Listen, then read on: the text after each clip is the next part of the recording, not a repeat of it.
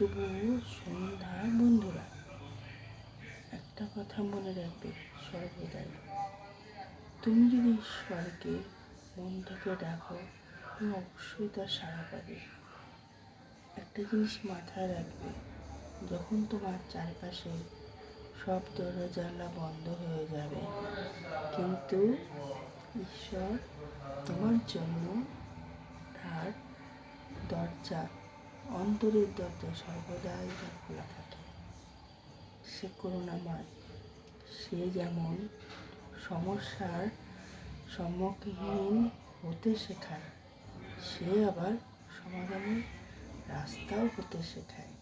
তাই আমাদের কখনো মন ছোট করতে নেই। যতই সমস্যা হোক, বাধা হোক, ঈশ্বরের উপরে ভরসা রাখতে হয়, বিশ্বাস রাখতে হয়, আস্থা রাখতে হয়। দেখবে জয় কিন্তু তোমার হবে। আর ঈশ্বর সর্বদা সৎ মানুষের পাশে থাকে।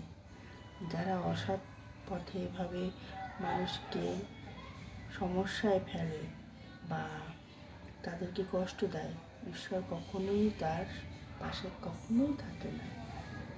আজ তুমি কষ্ট পাচ্ছ, কাল দেখবে সে তোমার থেকে অনেক অনেক কষ্ট পাবে।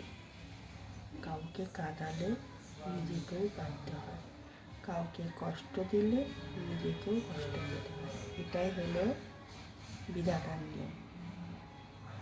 তাই সর্বদাই উপরের উপর বিশ্বাস রাখতে হবে। আমি যেমন ভরসা করি, বিশ্বাস করি, এটা আমার ব্যক্তিগত কথা। সবাই তো ঈশ্বরকে মানে না, কিন্তু আমি মানি, খুব মন থেকে মানি, ভরসা রাখি, তার উপর বিশ্বাস রাখি। আর আমি একটুখানি জানি সে ঠিক আমাকে সমাধানের রাস্তা দেখিয়ে দেয়। তাই জন্য জয় গোপাল, রাধে রাধে।